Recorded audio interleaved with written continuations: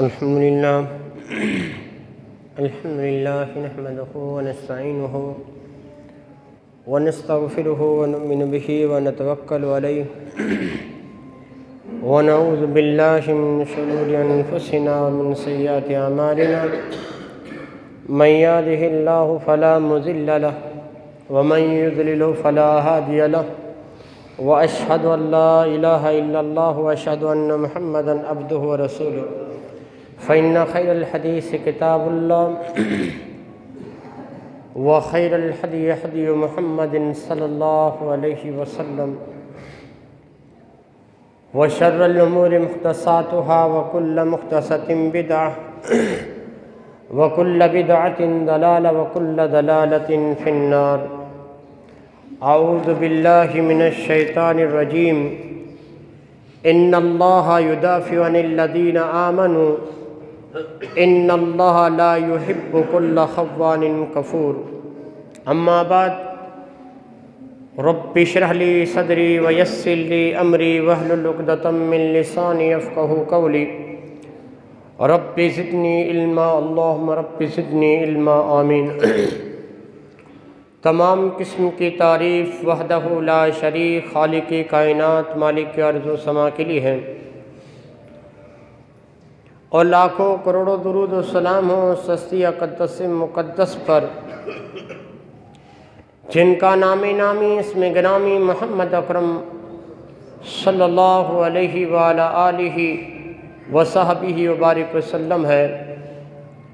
वो ज़ात मुक़द्दसा मुबारका मुतहरा कि रब्बुल इज़्ज़त ने जिन्हें रहमत कायनात बना कर भेजा, जिनके ज़रिए अहले कायनात की हिदायत और रहनुमाई का बंदोबस्त फरमाया।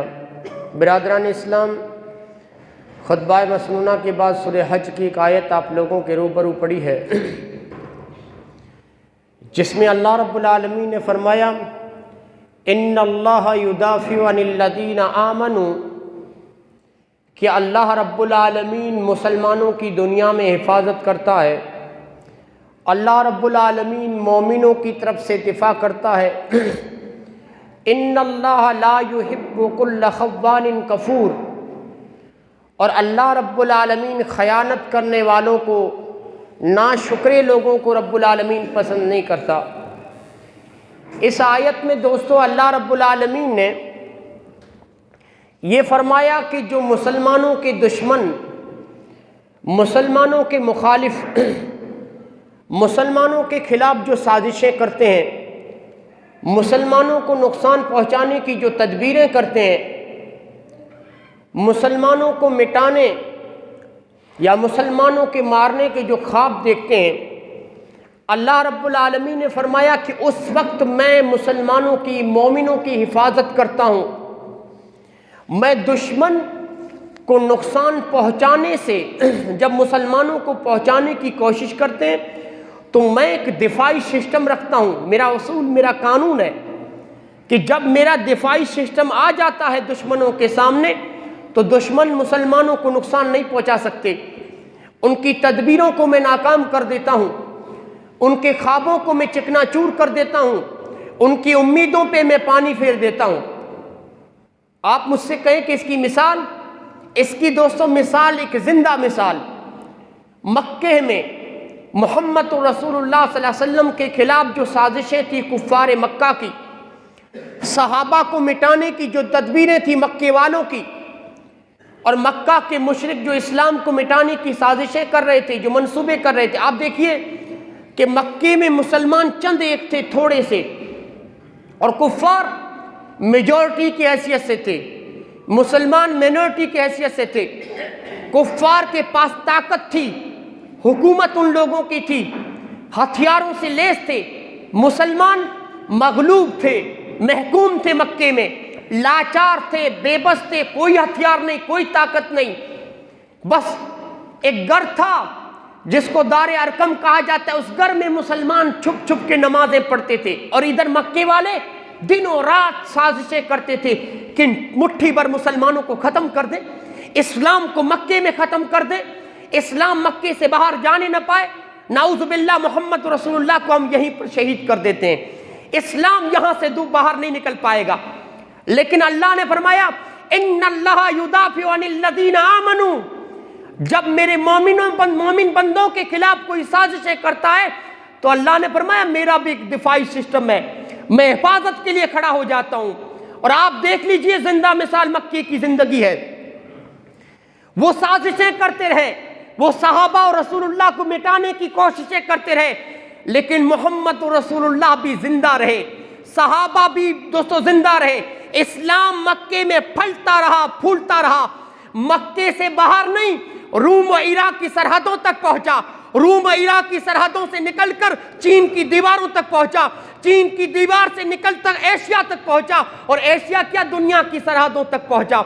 मोहम्मद और रसूलुल्लाह रात की तारीकी में कुफ्फार ने घेर के रखा था, कुफ्फार के नरगे से निकालकर मोहम्मद और रसूलुल्लाह को रब्बुल आलमीन ने मक्के से मदीने पहुंचाया। और ये सहाबा सिर्फ मदीने से नहीं बल्कि मदीने से इस्लाम के परचम को लेकर रूम और ईरान तक गए, दुनिया के किनारों तक गए, यहां तक के दोस्तों सहाबा की कब्रें इस्तांबुल कुस्तुनतुनिया में मिलती हैं। रब ने फरमाया जब मैं हिफाजत करने पे आ जाता हूं तो मुसलमानों को कोई नुकसान नहीं पहुंचा सकता। मैं दुश्मनों की उम्मीदों पे पानी फेर के रख देता हूं, मैं उनकी साजिशों को नाकाम करके रख देता हूं। क्या पता चला इस आयत से? इस आयत से पता चला कि अल्लाह भी हिफाजत करता है दुनिया में मोमिनों की। अल्लाह भी मुसलमानों की नुकसान पहुंचाने की जो कौमें साजिशें करते हैं, अल्लाह का दिफाई सिस्टम जब आ जाता है तो अल्लाह उनकी उम्मीदों को नाकाम कर देता है, उनकी तदबीरों साजिशों को नाकाम करके उनके ख्वाबों को चिकनाचूर करके रख देता है। लोगों, मैंने पिछले खुतबा जुमा में आप लोगों के सामने कुछ उसूल और वजह रखी थी कि क्यों आप लोगों को सताया जाता है। मुसलमान जो हिंदुस्तान में मायूस होकर खड़ा है कि अब क्या होगा पता नहीं। मुख्तलिफ लोग मुख्तलिफ अंदेशों का इजहार कर रहे हैं और मुसलमानों को मीडिया डरा रही है, और ख़ास तौर पर दोस्तों जो इलेक्ट्रॉनिक मीडिया है मुसलमानों को दिन ब दिन डराती जा रही है। और मुसलमान इन प्रोग्रामों को देखते हैं, जो मीडिया बिकी हुई है, जो ज़बानें बिकी हुई है, उनको देखती है कि फ़लाँ जगह प्रोग्राम हो रहा है, फ़लाँ जगह, और मुसलमान डरता जा रहा है। ये भी बताऊँगा कि ये कौन सा मुसलमान है जो डर रहा है। याद रखिए, मुसलमान हुकूमत आप लोगों के साथ मुनाफिकत नहीं कर रही है, उसके इरादे, उसकी नीयत साफ है। वो ये कहती है कि मुसलमान हमें यहाँ पसंद नहीं है, मुसलमान हमें यहाँ पसंद नहीं है, हम नहीं चाहते कि मुसलमान हिंदुस्तान में फले फूले, हम नहीं चाहते। हुकूमत कोई मुनाफिकत नहीं कर रही है, कोई दोगलापन नहीं कर रही है।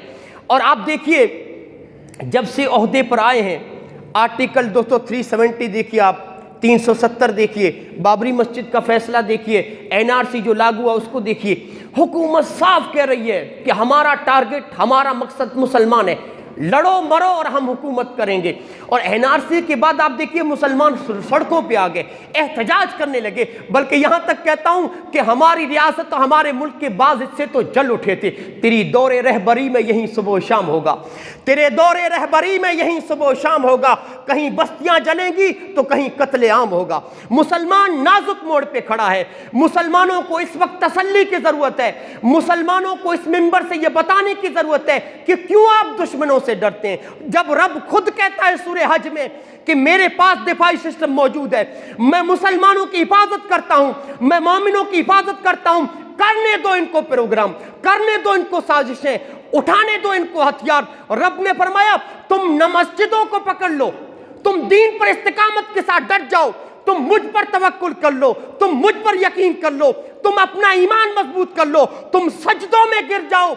फिर रब ने फरमाया देखो इनकी तदबीरों को कैसे मैं नाकाम करता हूं, देखो मैं इनकी साजिशों को कैसे नाकाम करता हूं। आप लोगों को कुछ करने की जरूरत है, दुआ के लिए हाथ उठाने की जरूरत है, और इन मस्जिदों को लाजमी तौर पर पकड़ने की जरूरत है। और आज मैं सिर्फ हिंदुस्तान के मुसलमानों को नहीं, हमारे जो हिंदू भाई अमन पसंद हैं, जो मोहब्बत के साथ मुसलमानों के साथ घुले मिले हुए हैं, जो मुसलमानों के साथ मोहब्बत के साथ जीना चाहते हैं, कुछ नफरती लोग हैं जिनको मैं तो कहूँगा दहशतगर्द दोस्तों प्रोग्राम मुनाकिद करके बाकायदा कहते हैं कि मुसलमान यहाँ नहीं रहने चाहिए, मुसलमान यहाँ नहीं फलने चाहिए, मुसलमानों से लेन देन बंद करो, मुसलमानों से कोई चीज़ न खरीदो। इस तरह दोस्तों जो गैर मुस्लिम जो अमन पसंद है, उनके दिलों में जो नफरत बैठाई जा रही है मुसलमानों के खिलाफ, उन लोगों के खिलाफ हिंदू भाइयों के साथ मिलकर दोस्तों हमें खड़ा होना है। मैं एक पैगाम देना चाहता हूं मुसलमान भाइयों को, वो पैगाम ये है कि ये जो भी हालात हैं जो भी सिचुएशन है जिससे आप गुजर रहे हैं, मुसलमानों इन हालात को इस नजर से मत देखो कि दुश्मनों ने पैदा किया है, ये मत देखो। आप इन हालात को इस नजर से देखो कि अल्लाह ने ये हालात पैदा किए हैं। और अगर ये सोचोगे कि दुश्मनों ने पैदा किया है तो मायूस हो जाओगे, हिम्मत हार जाओगे, हौसला टूट जाएगा तुम्हारा, मरने से पहले मर जाओगे। हाँ, ये सोच के रखो कि ये हालात अल्लाह ने पैदा किए हैं, अल्लाह ये हालात हमारे गुनाहों की वजह से, ये सोचो।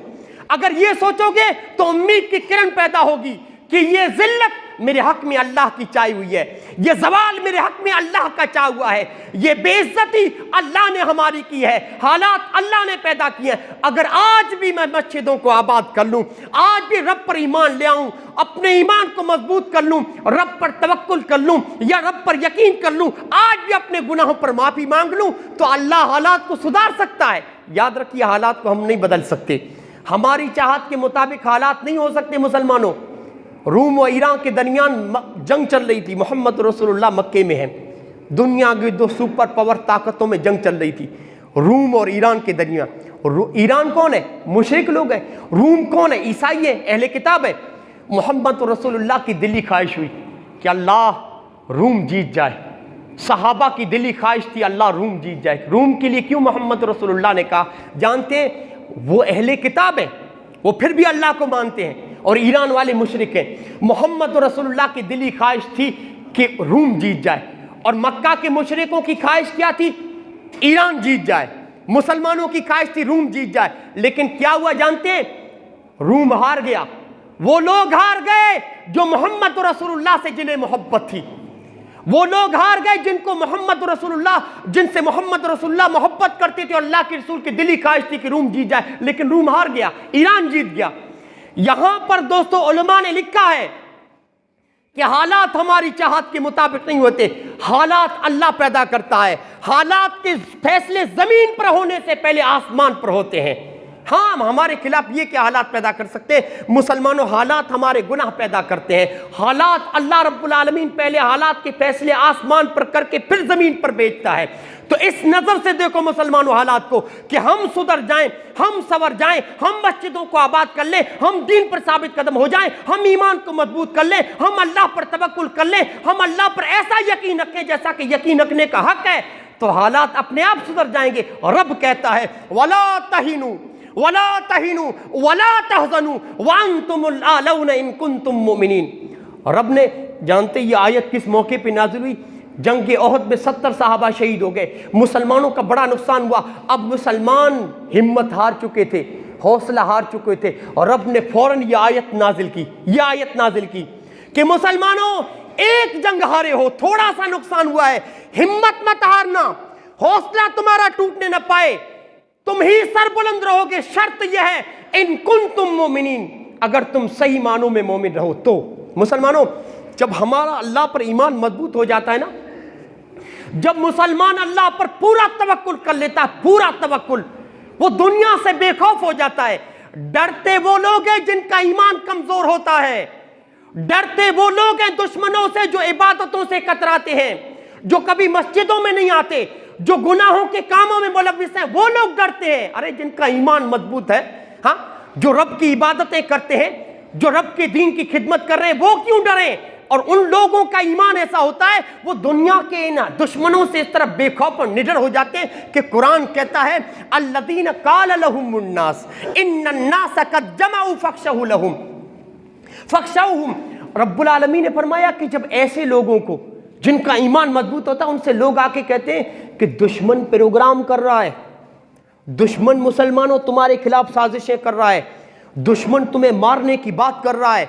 हाँ, और रब ने फरमाया जब मोमिन ऐसी बात सुनते हैं ना, फ़ज़ादहुम ईमाना, अल्लाह ने फरमाया ऐसे लोगों का जिनका ईमान मजबूत होता है ना, उनका ईमान और ज्यादा हो जाता है, उनका ईमान और मजबूत हो जाता है, उनके चेहरे पर बिल्कुल दोस्तों डर बिल्कुल दिखाई नहीं देता। और रब ने फरमाया फ़ज़ादहुम ईमाना, उनके ईमान में और मजबूती आ जाती है। और फरमाया वक़ालू हस्बुनल्लाहु व निअमल वकील, क्या कहते हैं? हमारा रब काफी है, इनको साजिशें करने दो, हमारा रब बेहतरीन कारसाज है, इनको तदबीरें करने दो, अल्लाह हमारी मदद करेगा। इनको बातें करने दो, ये सिर्फ बातों के बादशाह हैं और कुछ नहीं कर पाएंगे। मौत उसके हाथ में है, जब तक वो न चाहे दुनिया की कोई हुकूमत, दुनिया की कोई फौज, दुनिया का कोई आदमी हमें मार नहीं सकता, दुनिया का कोई आदमी हमें नुकसान नहीं पहुंचा। हमें इतना ही नुकसान पहुंचेगा जितना अल्लाह ने मेरे मुकद्दर में लिखा है। रब ने फरमाया फनकलबू बिनिअमतिन मिनल्लाहि व फज़ल, हाय इतने नाजुक हालात में, इतने मुखालिफ सिमत में हवा चली हुई है, ऐसे नाजुक हालात में जो इस तरह ईमान का, इस तरह तवक्कुल का सबूत देते हैं, जिनका ईमान इतना मजबूत होता है, और रब ने फरमाया मैं उन पर अपने इनामात की बारिश कर देता हूं और मेरा फजल उनके शामिल हाल होता है। लम यमससहुम सू, और अल्लाह ने फरमाया फिर दुश्मन इनका कुछ नहीं बिगाड़ पाते, जर्रा बराबर भी उनको नुकसान नहीं पहुंचा सकते। अल्लाह ने फरमाया इन्नमा ज़ालिकुमुश शैतानु युखव्विफु औलिया। अच्छा, इन हालात से डरते कौन है? मीडिया को देखकर, मोबाइलों को देखकर कौन डरते हैं कि यार मुसलमानों को मिटाने की साजिश, अब अनकरीब वो लोग हमारे घरों तक पहुंचेंगे, मॉब लिंचिंग के जरिए आज दूसरों को मार दिया, कहीं ऐसा ना हो कि वो हमारे एरिया में, हमारे घरों पर आ जाए। ये कौन डरते हैं? अल्लाह ने फरमाया ऐसे हालात पैदा करके शैतान अपने दोस्तों को डराता है। ये वो लोग होते हैं जो शैतान के जाल में फंसे हुए हैं, जो शैतान के रास्ते पर चल रहे हैं। मोमिन कभी नहीं डरते, और अल्लाह ने यह भी कहा कि फला तखाफूहुम वखाफूनी इन कुंतुम मोमिनीन, अगर तुम सही मानो में मोमिन हो तो उनसे मत डरना, मत डरना अपने दुश्मनों से, सिर्फ मुझसे डरना। अल्लाह ने फरमाया हालात को मैं ही सुधारने वाला हूं, दुश्मनों से तुम्हारी हिफाजत मैं ही कर सकता हूं। मुसलमानों, यहां पर कहना यह है ईमान मजबूत कर लो अपना, अल्लाह पर भरोसा कर लो, मस्जिदों को आबाद कर लो, आप मुत्तकी और परहेजगार बन जाओ और रब पर ईमान मजबूत कर लो। वल्लाह कहता हूं राहें कितनी मुश्किल क्यों ना हो, रास्ते कितने ही दोस्तों कठिनाइयों से अटे हुए क्यों ना हो, अल्लाह वहां से रास्ते पैदा करता है जहां पर रास्ते भी नहीं होते। ईमान पैदा कर देता है वहां से रास्ता, अल्लाह पर तवक्कुल और यकीन वहां से रास्ते पैदा करता है जहां से कोई रास्ता में दिखाई नहीं देता। बनु इसराइल कहां फंसी थी? जब फिरौन ने मूसा अलैहिस्सलाम और बनु इसराइल का पीछा किया, फिरौन के दुश्मनों फौज ने पीछा किया, तो बनु इसराइल और मूसा भागते भागते दरिया नील के पास आ गए। कहां? दरिया नील के पास। उस वक्त बनु इसराइल ने क्या कहा था? इन्ना लमुद्रकून, आए मूसा मरवा दिया तूने तो हमें। हाँ, कैसी कैसी बातें करता था कि अल्लाह हिफाजत करता, अल्लाह पर भरोसा करो, कैसी बातें करते थे कि अल्लाह पर ईमान ले आओ। हाँ, कहां है तुम्हारा अल्लाह? हाँ, आज तो हम धर लिए गए, आज तो पकड़ लिए गए, आगे दरिया है, आगे बढ़ नहीं सकते, पीछे फिरौन उसके साथी हैं, पीछे भी हट नहीं सकते, मूसा न दाएं जा सकते न बाएं जा सकते, आगे दरिया है, कहां जाएं? कहां है तुम्हारा अल्लाह? उस वक्त मूसा जितने यकीन बड़ा जवाब, जितने यकीन के साथ बनु इसराइल ने कहा था ना इन्ना लमुद्रकून, हम पकड़ लिए गए, उससे कहीं ज्यादा यकीन बड़ा जवाब मूसा अलैहिस्सलाम की तरफ से सुनने को मिला। कल्ला, मूसा ने क्या कहा? कल्ला इन्ना माय रब्बी सयादीन, ओ मेरे साथियों, नहीं नहीं नहीं, हरगिज नहीं, अल्लाह ऐसे हालात में हमें बेसहारा नहीं छोड़ सकता, मेरा रब मेरे साथ है। सयादीन, रब्बुल आलमीन कोई राह पैदा करेगा, अल्लाह ही कोई रास्ता पैदा करेगा। और अल्लाह ने कहां से रास्ता पैदा किया? समंदर से। कोई सोच भी नहीं सकता, ईमान समंदर से रास्ते पैदा कर देता है। अल्लाह पर तवक्कुल हो तो समंदर से रास्ता हो जाता है, अल्लाह पर यकीन हो तो समंदर से भी अल्लाह रास्ते पैदा कर देता है। जहां से कोई रास्ता नजर ना आए, ईमान वहां से रास्ता पैदा करता है। मुसलमानों, यही पैगाम देना चाहता हूं आज के खुतबे से, ईमान अपना मजबूत कर लो, किसी से डरने की कोई जरूरत नहीं है। तवक्कुल अपना मजबूत कर लो, किसी से डरने की जरूरत नहीं है। वल्लाह कहता हूं ईमान मजबूत है, नमाजें आप पढ़ते रहिए, इबादतें करते रहिए, किसी से डरने की कोई जरूरत नहीं है। आपका ईमान ही आपको बचाएगा। आपका बेहतरीन सरमाया आपकी तिलावतें हैं, आपकी नमाजें हैं, आपका ईमान है। यही चीज है तो दोस्तों आप लोगों को दुश्मनों से बचा सकती है। आज के खुतबा जुमा में मैं बताना यह चाहता हूं कि रब ने सूरह हज में वादा तो कर दिया कि मैं दुनिया में अपने मोमिन बंदों की हिफाजत करता हूं, जो मेरे दीन की खिदमत करते हुए, मेरे दीन पर साबित कदम रहते हुए, बुराइयों और गुनाहों के कामों से बचते हुए जीते। मैं कैसे अपने बंदों की हिफाजत करता हूं। लोगों, अल्लाह की दुनिया में मदद कैसे आती है, अल्लाह कैसे अपने नेक बंदों की मदद करता है। देखिए कितना दोस्तों वो रब्बुल आलमीन, कितना रब्बुल आलमीन ने जैसे कहा ना इन्नल्लाह अला कुल्ली शैइन कदीर, मैं हर चीज पर कादिर हूं, मुझे कोई रोकने वाला नहीं, मुझे कोई टोकने वाला नहीं। मैं चाहूं तो अपने बंदे को दुश्मन के खर्च पे पाल सकता हूं, दुश्मन की नजर के सामने पाल सकता हूं, दुश्मन की गोद में मैं अपने बंदे को पाल सकता हूं। हाँ, और इसकी मिसाल मूसा अलैहिस्सलाम है। एक नजूमी ने फिरौन से कहा, फिरौन, बनु इसराइल में एक बच्चा पैदा होगा जो तेरी बादशाहत को खत्म करेगा, तेरी सल्तनत को खत्म करेगा और तुझे भी मौत के घाट उतारेगा, और वो बच्चा बनु इसराइल में पैदा होगा। देखिए, फिरौन ने अपने सिपाहियों के जरिए सैकड़ों बच्चों को कत्ल करवा दिया, कितना 100 से ज्यादा बच्चों को कत्ल करवा दिया सिर्फ इस नजूमी की बात की वजह से। और अल्लाह ने कहा, ओ जालिम, जिस बच्चे की तुझे तलाश है ना, तू डर मत, तुमसे छुपा कर मैं उस बच्चे को नहीं पालूंगा, वो तेरे महल के अंदर आएगा, वो बच्चा तेरी महल के अंदर आएगा और किसी और के खर्च पर नहीं, तेरे खर्च पे पालूंगा। तू अपनी गोद में उठा के उस बच्चे को घूमेगा, ज्यादा तुझे फिक्र करने की जरूरत नहीं है, उन बच्चों को कत्ल करने की जरूरत नहीं है, वो बच्चा खुद तेरे महल में आएगा और तू उसको गोदी में उठा के पालेगा, जो तेरी सल्तनत को खत्म करेगा। देखिए कितना अजीम है वो रब, हाँ, कितनी कुदरत का मालिक है, कैसी चालें चलता है। वो अमली लहुम मिन कैदी मतीन। लोगों, मैं जो चालें चलता हूं ना, मैं जो तदबीरें करता हूं ना, मेरी चालें बड़ी मजबूत होती हैं, मेरी तदबीरें बड़ी मजबूत होती हैं। मूसा अलैहिस्सलाम जब फिरौन के साथी मूसा अलैहिस्सलाम के घर में दाखिल हुए, फौरन अल्लाह ने मूसा की माँ के दिल में इल्हाम किया, डाल इसको संदूक में डाल के मूसा की माँ जब दरिया के पास पहुंची तो हिचकिचा रही थी। अल्लाह ने फरमाया, ओ मूसा की माँ, तू फेंक तो सही दरिया में, तेरा काम सिर्फ फेंकना है संदूक को, बाकी इसको महले सुल्तान फिरौन के महल में पहुंचाना और फिरौन के घर में पालना, ये मेरी जिम्मेदारी है, हिफाजत करना मेरी जिम्मेदारी है। ये संदूक तैरता तैरता कसरे फिरौन से जाके टकराया, फिरौन के महल से जाके टकराया, अहले फिरौन ने उसको उठाया। मूसा अलैहिस्सलाम अब परवरिश कहां पा रहे हैं? फिरौन के महल में। यही वो मूसा है जो आगे चलकर अपनी जवानी की हालत में नबूवत भी पाएंगे और इस फिरौन की सल्तनत का खातिमा भी करेंगे। दोस्तों, रब का एक कानून यह है कि अल्लाह दुश्मनों की सफ़ों में हमारे हमदर्द पैदा करता है। रब्बुल आलमीन दुश्मनों की सफ़ों में हमारे हमदर्द पैदा करता है। देखिए, जब मूसा अलैहिस्सलाम ने फिरौन की दाढ़ी पकड़ के जब उसको झटका दिया है ना, तो फिरौन ने कहा, आसिया से कहा, हो न हो यही बच्चा बड़ा हो कि मुझे कत्ल करेगा, यही वो बच्चा है जो मेरी सल्तनत का खातिमा करेगा। तब आसिया ने कहा, रब्बुल आलमीन ने आसिया के जरिए मूसा की हिफाजत करवाई। फौरन आसिया के दिल में अल्लाह ने मूसा की हमदर्दी बिठा दी। अय आसिया, अब तू मूसा को बचा, अब तू मूसा को बचा। मूसा ने अपने सिपाहियों को हुक्म दिया, मारो इस छोटे से बच्चे को, मार दो इसको। जब सिपाही मारने के लिए आगे बढ़े, फौरन आसिया हाथ दे देती है। आसिया कहती है, असायन पाना, अय ला तक़तुलू असायन पाना, अय बादशाह सलामत इस बच्चे को मत मारिए, मेरी गोद खाली थी, मेरे पास कोई बच्चा नहीं था, अल्लाह ने अच्छा सा मशकिला दिया है, अब इसी से मैं अपना दिल बहलाऊंगी, इस बच्चे को कत्ल मत करो, हो सकता है ये बच्चा बड़ा हो के हमें नफा पहुंचाए, हमें नफा पहुंचाए। देखिए, तारीख ये बताती है कि बादशाह अपनी रानी की बात को कभी नहीं टालता, और बड़े बड़े अहम मामलात में तारीख ये बताती है कि बादशाह मशवरे अपने रानियों से क्या करते थे, और रानी जो अहम मामलात में मशवरा देते, बादशाह कभी उनकी बात को नहीं टालते थे। जब आसिया ने कह दिया कत्ल मत करो, अल्लाह ने आसिया के जरिए मूसा अलैहिस्सलाम की हिफाजत कराई। और अब की हिकमत तो देखिए, दुश्मनों की सफों में एक आदमी खड़ा करता है जो किसी अल्लाह के बंदे का हमदर्द बन जाता है। ये रब्बुल आलमीन का कानून है। रब्बुल आलमीन ने फरमाया कि वह नुरीदु अन नमुन्ना लल्लज़ीना इस्तज़ीफ़ू फिल अर्ज़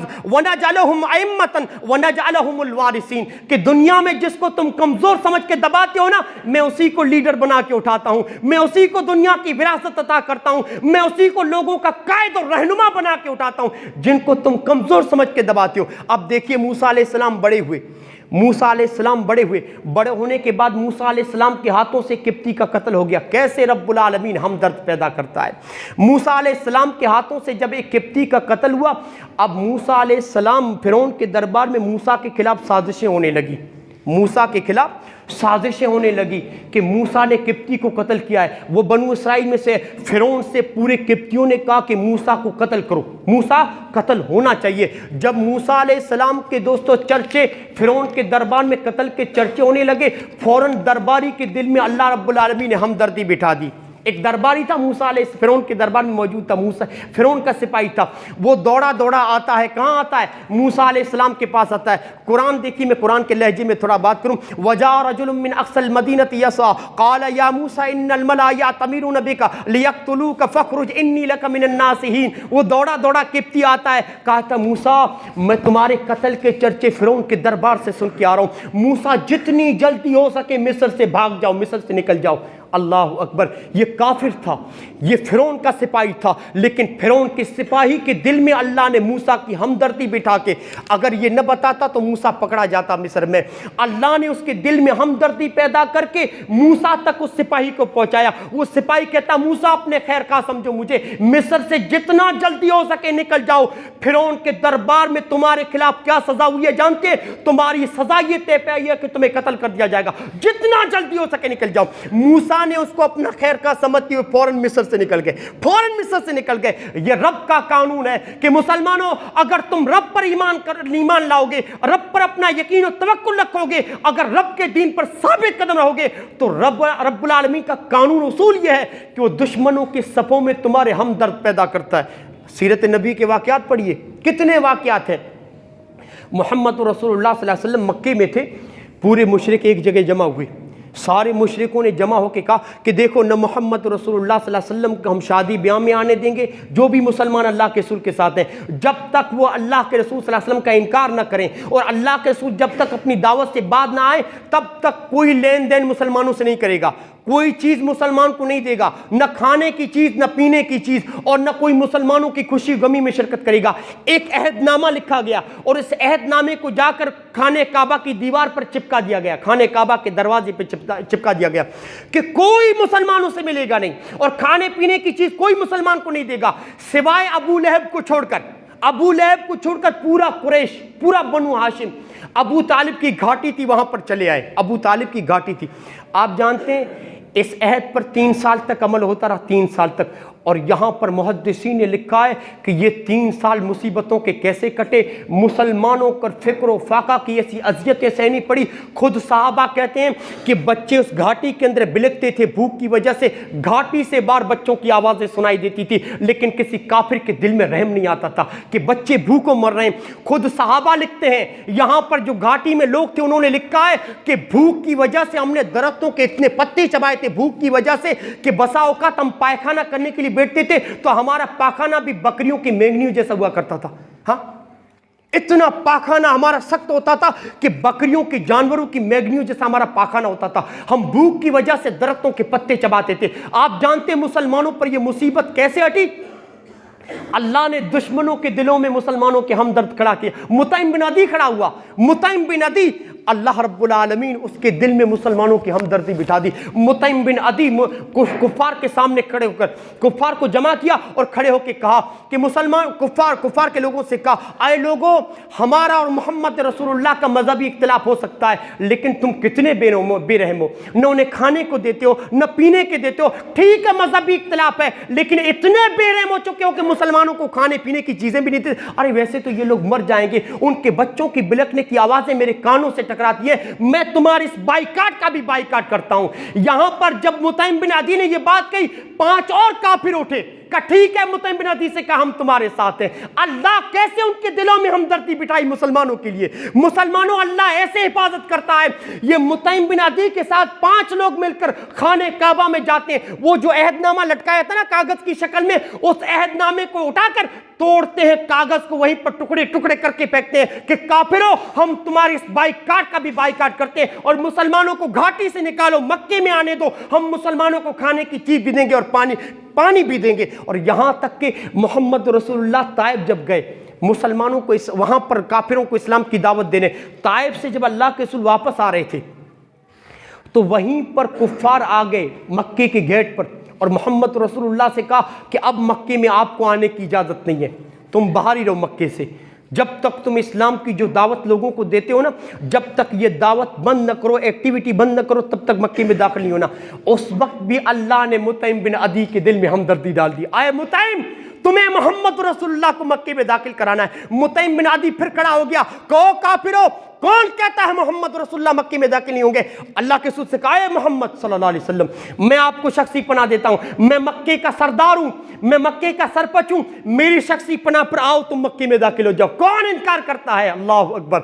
अल्लाह ऐसे मुसलमानों की हिफाजत करता है। दुश्मनों के दिलों में रब्बुल आलमीन हमदर्दी पैदा करके अल्लाह दुनिया में मुसलमानों की हिफाजत करता है। लोगों, ये चंद वाकयात नहीं है, बल्कि ऐसे दुआत, मुबल्लिगीन, अंबिया के कई वाकयात हैं कि अल्लाह रब्बुल आलमीन के कई दिफाई सिस्टम है और कई तरह से अल्लाह रब्बुल आलमीन ने दुनिया में मुसलमानों की हिफाजत की है। मुसलमानों, ये जो भी हो रहा है, आप लोगों के ऊपर जुल्म हो रहा है, और याद रखिए जुल्म जुल्म होता है। जुल्म एक हिंदू करे तब भी जुल्म है, एक मुसलमान करे तब भी जुल्म है, वो एक हाकिम करे तब भी जुल्म है, वो एक महकूम करे तब भी जुल्म है, वो बादशाह करे तब भी जुल्म है, वो रियाया करे तब भी जुल्म है। याद रखिए मुसलमानों, आप लोगों के ऊपर जो भी हुकूमत कर रही है वो जुल्म है, और अल्लाह को जुल्म सख्त नापसंद है, सख्त नापसंद है। इसलिए आप तारीख उठाकर देखिए, तारीख ने बड़े बड़े जालिमों के अंजाम को महफूज करके रखा है। आप देखिए, एक फिरौन भी था जो कहता था अना रब्बुकुमुल आला, मैं सबसे बड़ा हूं, लेकिन फिरौन का अंजाम यह बताता है कि वक्त के हर फिरौन के गुरूर को कुचला जाएगा। एक दोस्तों कारून भी था, एक हामान भी था जो कहता था अना उही व उम्मीद, मैं लोगों को मारता हूं, मैं जिलाता हूं। किसने कहा था? हामान ने कहा था। हामान की दोस्तों हलाकत यह बताती है कि वक्त के हर हामान को जलील होना पड़ेगा, वक्त के हर हामान को रुस्वा होना पड़ेगा। और इन्नमा ऊतीतुम अला इल्मिन इंदी का नारा लगाने वाले कारून का अंजाम यह बताता है कि वक्त के हर कारून को जमीन का लुकमा बनना पड़ेगा। और दुनिया में जन्नत बनाने वाले शद्दाद का अंजाम यह बनाता है कि वक्त के हर शद्दाद के ख्वाब इसी तरह चिकनाचूर होंगे जिस तरह शद्दाद के हुए, जिस तरह कौमी आत हुए। और बदर में अबू जहल की हलाकत, बदर में अबू जहल की मौत हमें यह पैगाम देती है, हमें यह सबक देती है कि वक्त के हर अबू जहल को पांव तले रौंदा जाएगा। फला तहसबन्नल्लाह,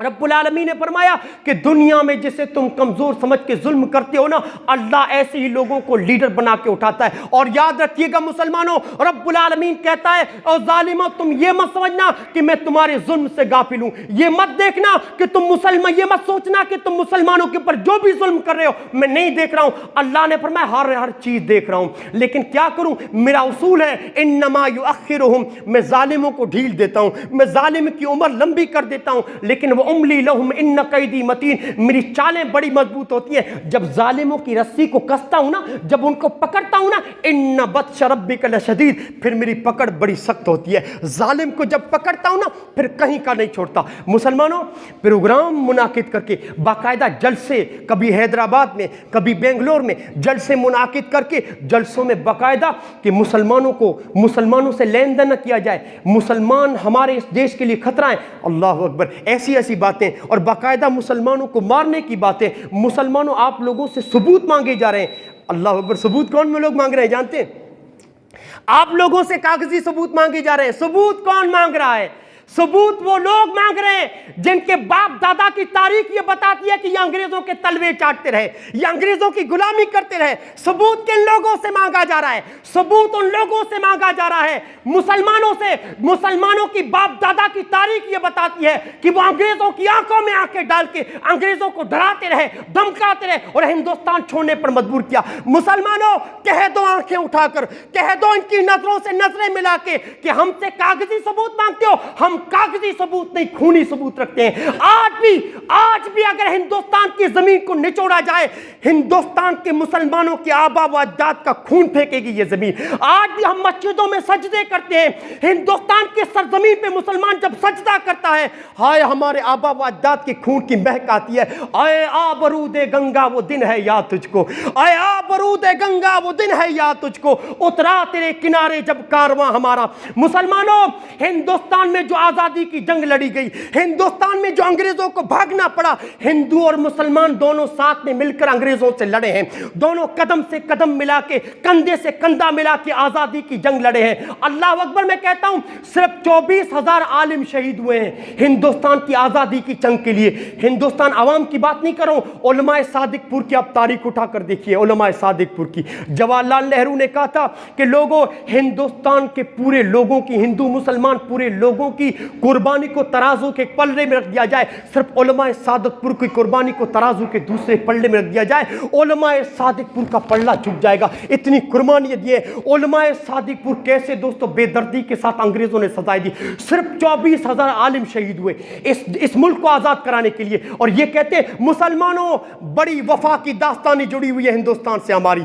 ऐसे आप लोगों को छोड़ने की जरूरत नहीं है, मायूस होने की जरूरत नहीं है। इस वक्त हिंदू भाइयों के साथ, हिंदू भाई जो मोहब्बत के साथ हमारे साथ रहना चाहते हैं, अमन के साथ रहना चाहते हैं, जो नफरत की आग भड़का रहे हैं, जो प्रोग्राम करके हिंदू भाइयों के दिलों में नफरत बिठा रहे हैं, मुसलमानों एक मर्तबा और हिंदू भाइयों के साथ मिलकर जो मोहब्बत करते हैं मुसलमानों से, इनके साथ मिलकर ऐसे गंदे जरासीम से अपने मुल्क को पाक करने की जरूरत है। इन गंदे जरासीम से जो मुसलमानों को बदनाम करते हैं, मुसलमानों को मारने की बात करते हैं, ऐसे लोगों से मुल्क को आजाद कराने की जरूरत है। जो लोगों के दिलों में मुसलमान, लोगों के दिलों में, गैर मुस्लिमों के दिलों में मुसलमानों के खिलाफ नफरतें पैदा कर रहे हैं, ऐसे लोगों से मुसलमानों पाक करने की जरूरत है। याद रखिए मुसलमानों, ये खामोश बैठने का जमाना नहीं है, ये खामोश बैठने का दौर नहीं है। ये खामोश मिजाजी तुम्हें जीने नहीं देगी, ये खामोश मिजाजी तुम्हें जीने नहीं देगी। इस दौर में जीना है तो कोहराम मचा दो। इकबाल ने कहा था, खामोशी कहां तक लज्जते फरियाद पैदा कर, खामोशी कहां तक लज्जते फरियाद पैदा कर, जमीन पर तू हो तेरी सदा हो आसमानों में। मुसलमानों वो ईमान पैदा करो, पहले वो तवक्कुल पैदा करो। मुसलमानों पहले रब्बुल आलमीन के घर आबाद करो, पहले गुनाहों के कामों को छोड़ो, रब पर ईमान लाके हमारे जो गैर मुस्लिम भाई हैं, जो अमन पसंद है, उनके साथ मिलकर एहतजाज करना चाहिए। देखिए कई मुल्कों में, कई रियासतों में एहतजाज दर्ज किया गया, थानों में FIR दर्ज की गई, जो मुसलमानों के खिलाफ दोस्तों मंचों पे बात कर रहे हैं, जो नफरत फैला रहे हैं। लेकिन हमारे यहाँ दोस्तों कोई रैली नहीं निकली, कोई एहतजाज नहीं हुआ। मुसलमानों इस वक्त हुकूमत एक ही जबान समझेगी, एक ही बात समझेगी, वो है एहतजाज की जबान, रैली की जबान। रैली में कोई गलत नारा नहीं होना चाहिए, रैली कायदे में, कानून के दायरे में रहकर एहतजाज दर्ज करवाओ। और थानों में इन लोगों, हर रियासत में इन लोगों के खिलाफ दोस्तों FIR दर्ज होनी चाहिए। मैं आपसे ये कहता हूं, आप अमन के माहौल को बरकरार रखना। हमारे हिंदू भाई मेजोरिटी की हैसियत से वकील भी हैं, जज भी हैं, पुलिस वाले भी हैं, आम हिंदू भी हैं, जो अमन के साथ यहां रहना चाहते हैं। लेकिन कुछ लोग हैं जो इन लोगों के दिलों में नफरत भर रहे हैं। तो हमें एहतजाज इन भाइयों के साथ मिलकर एहतजाज दर्ज करवाना है थानों में, और अमन के साथ मुसलमानों कोई गलत नारा नहीं होना चाहिए। और याद रखिए ऐसे हालात में कुछ मुसलमान है, मैंने देखा ग्रुप के अंदर बहस और मुबाहिसा चल रहा है। मुसलमान नौजवान कह रहे हैं कि हिंदुस्तान में एहतजाज हो रहा है, रैली निकल रही है, नाजायज है, हराम है। मुसलमानों ये जो फतवे हैं ना, ये सऊदी उलमा के फतवे हैं। हिंदुस्तान के हालात पे आप इन फतवों को चस्पा नहीं कर सकते, माफ कीजिएगा। मैं ये मानता हूं कि मुसलमान ममालिक में, मुसलमान मुल्क में एहतजाज नाजायज है। मुसलमान बादशाह के खिलाफ आप रैली नहीं निकाल सकते। मोहम्मद रसूलुल्लाह ने मना किया है कि अपने हाकिम की इताअत करो। तुम्हारा हाकिम जब तक नमाज न छोड़े तब तक उनकी इताअत करते रहो, तब तक उनके खिलाफ कोई बगावत नहीं करेगा। हाँ, अगर वो नमाज छोड़ता है तो बगावत करो उसके खिलाफ। मुसलमान मुल्कों में दोस्तों एहतजाज नाजायज है, लेकिन गैर मुस्लिम ममालिक में एहतजाज, जबकि मुसलमानों पे जुल्म हो रहा है, मुसलमानों एहतजाज, ये हिंदुस्तानी आलिमों का फतवा है, वहां अरब का फतवा, यहां पर आप नहीं लगा सकते। और हालात देखो ना, हाँ हालात कितने नाजुक कर दिए गए। 370 पे मुसलमान खामोश रहा, सबर कर ले गया। बाबरी मस्जिद के फैसले पर मुसलमान खामोश रह गया। सिर्फ NRC आई, मुसलमान सड़कों पे उतर आया। और मुसलमानों इसके बाद इन हालात पे जो माहौल खराब किया जा रहा है प्रोग्राम मुनाकिद करके, इन हालात के खिलाफ भी हम लोगों को एहतजाज दर्ज करवाना है। इन हालात में दोस्तों मैं आपको बताऊं, हंगामी हालात में फतवे बदल जाते हैं, हंगामी हालात में मसाइल बदल जाते हैं। कैसे? अजनबी औरत को आप छू नहीं सकते, जो गैर मोहरिम औरत है, अजनबी औरत को आप हाथ नहीं लगा सकते। न मर्द मुसाफा कर सकता है, न औरत मुसाफा कर सकती है। लेकिन जंगी हालात में यही फतवा बदल जाएगा। मोहम्मद रसूलुल्लाह के साथ गज़वात में औरतें जाती थी, वहां पर औरतों का 2 काम होता था, मुसलमानों के लिए, फौजियों के लिए खाना बनाना, और जो फौजी जख्मी होकर गिरे उनकी मरहम पट्टी करना। साद बिन मास गज़वे खंदक में जब जख्मी हुए तो किसने? एक औरत ने, जो अजनबी थी, गैर मोहरिम थी, उसने साद बिन मास की पट्टी की थी, मरहम पट्टी। और जब पट्टी करेगी तो जाहिर बात है उसका हाथ भी लगेगा, छूना भी पड़ेगा। तो हंगामी हालात में फतवे बदल जाते हैं। आम हालात के फतवे अलग होते हैं, हंगामी हालात के फतवे बदल जाते हैं। एक और मिसाल मैं आपको दूं, हजरत उमर के जमाने में कैस साली आई। हजरत उमर के जमाने में कैस साली आई। कैस साली मुसलमान दाने दाने को तरस गए, खाने को कुछ नहीं था, भूखे मर रहे थे। इस मजबूरी की हालत में कुछ मुसलमानों ने चोरियां की, चोरी की सज़ा क्या है? अस्सारिक़तु वस्सारिक़तु फ़क़्तु अयदियहुमा। कुरान कहता है कि चोरी करने वाला मर्द हो या औरत, उसका हाथ काट दो, हाथ काट दो, उसका कोई भी हो, चाहे अमीर घराने का हो या गरीब घराने का हो, हाथ काटना चाहिए। लेकिन उमर के पास जब चोर लाए गए तो उमर ने हाथ नहीं काटा। क्यों? हज़रत उमर ने कहा कि जब मजबूरी की हालत में अल्लाह सुअर खाने की इजाज़त देता है तो कैसे साली में मुसलमान भूखे मर रहे थे, मजबूरी की हालत में चोरी की है। ये आलिम ही दोस्तों इतना बेहतरीन इस्तेदलाल कर सकता है और कोई नहीं कर सकता। उन हालात को, अरबी फतवों को उठाकर हिंदुस्तान पे चिस्पा करके ये नौजवान अवाम को गुमराह करें। ये वो लोग हैं जो कहते हैं कि हिंदुस्तान का इल्म मोतबर नहीं है, हिंदुस्तान की आलिम मोतबर नहीं है। ये वो नौजवान हैं जिनके अंदर खवारिज के जरासीम पाए जाते हैं, वहां के फतवों को यहां पर लगाकर अवाम को कहते हैं कि एहतजाज मत करो, मरो, अपने घरों के अंदर मरो, एहतजाज मत करो। मुसलमानों, एहतजाज आप लोगों को करना पड़ेगा, FIR आपको दर्ज करवानी पड़ेगी। जब भी आपके वजूद और बका पे आवाज उठाए, उसूलों के खिलाफ आवाज उठाए, आपके दीन के खिलाफ आवाज उठाए, रोड पे निकल आओ, रोड पे निकल आओ और हुकूमत की आंखों में आंखें डाल के बात करो कि यहां पर मेरा हक छीना जा रहा है। इनसे कहो कि मेरा हक यहां पर रखे, मेरा हक यहां पर रखे। हिंदुस्तान हमने आजाद किया है, इसको बनाया है। हाँ, दूसरे दर्जे के शहरी बनकर क्यों जिए? हम जिएंगे, इस मुल्क को हम दोस्तों और संवारेंगे और सजाएंगे, लेकिन अपने दीन पर कायम रहते हुए। मुसलमानों, क्या सोच रहे हो? क्या सोच रहे हो कि कैसे बच सकते हैं? यही सोच रहे हो ना? इन हालात में, इन नाजुक हालात में हमें कौन सी चीज बचा सकती है? मुसलमानों, आपकी असल ताकत आपका दीन है। याद रखिएगा, किसी और रास्ते से इज्जत तलाश करने की कोशिश भी मत करना। ये मत देखना कि वो नेता जीत गया तो मुसलमानों का थोड़ा अच्छा हो जाएगा, मुसलमान फिर अमन की सांस में जिएंगे, मुसलमानों की फिर ये बका, मुसलमानों की हिफाजत करेंगे। नहीं नहीं, कोई नेता आपको नहीं बचा सकता, कोई नहीं बचा सकता, कोई रास्ता नहीं है बचने का। मुसलमानों, आपका असल सरमाया आपकी नमाजें हैं, आपकी नमाजें।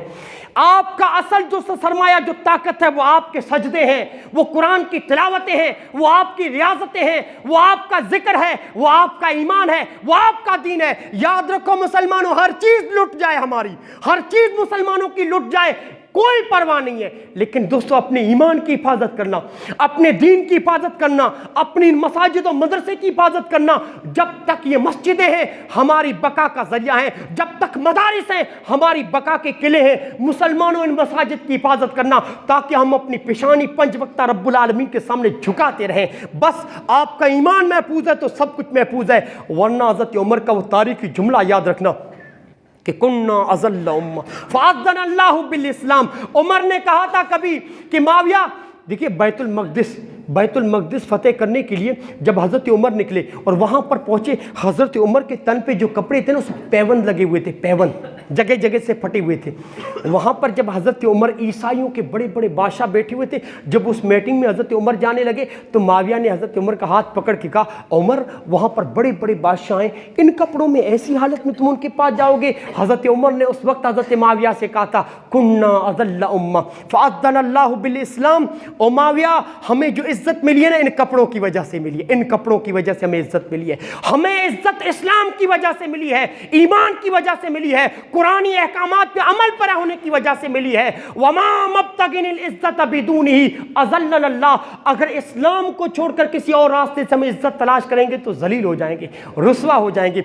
मुसलमानों, आपकी असल ताकत बस आपका ईमान है। ईमान मजबूत कर लो, अल्लाह पर तवक्कुल आप अपना मजबूत कर लो, अल्लाह पर ऐसा यकीन रखो जिस तरह साहबा का, उन साहबा का यकीन था जो बदर में 313 थे। उन साहबा की तरह आप अपना अमल बना लीजिए, उनकी तरह अपना ईमान मजबूत कर लीजिए। अल्लाह की कसम, ये फिजा क्या आपका उरूज रब्बुल आलमीन वही अता कर सकता है, वही दबदबा और रब्बुल आलमीन वही रोब अता कर सकता है जो आपके असलाफ का था। शायर कहता है, फिजाए बदर पैदा कर फरिश्ते तेरी नुसरत को, फिजाए बदर पैदा कर फरिश्ते तेरी नुसरत को। आज भी उतर सकते हैं गर्दों से कितारन दर कितार। अब भी दुआ करता हूँ बारिला से, अल्लाह रब्बुल आलमीन मुल्क के हिंदुस्तान के मुसलमानों की हिफाजत फरमाए, पूरे मुल्क के मुसलमानों की हिफाजत फरमाए। अल्लाह, जो मुसलमानों पे जुल्म कर रहे हैं, अगर ये हिदायत के काबिल है तो उन्हें हिदायत दे, वरना इन पर अपने अजाब की बिजली गिरा दे। आमीन सुम्मा आमीन। अस्सलामु अलैकुम।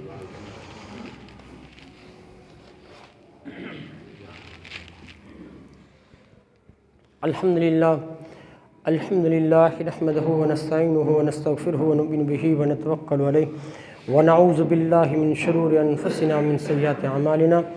मन यहदिहिल्लाहु फला मुज़िल्ल लहु व मन युज़लिल फला हादिय लहु व अशहदु अल्ला इलाहा इल्लल्लाह व अशहदु अन्न मुहम्मदन अब्दुहु व रसूलुहु फ़इन्न खैरल हदीस किताबुल्लाह व खैरुल हदी हदी मुहम्मदिन सल्लल्लाहु अलैहि वसल्लम व शर्रुल उमूरि मुहदसातुहा व कुल्लु मुहदसतिन बिदअह व कुल्लु बिदअतिन ज़लालह व कुल्लु ज़लालतिन फिन्नार।